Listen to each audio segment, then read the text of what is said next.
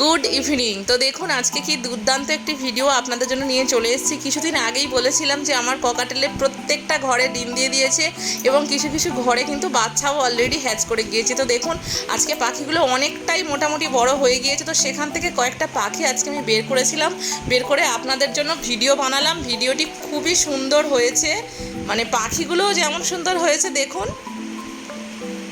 প্রত্যেকটা ঘরে আছে ককাটেল আছে, লুটিনো আছে, প্যাচলেস আছে, ফন আছে। তো সব কিছু মিলিয়েই আজকের ভিডিওটি।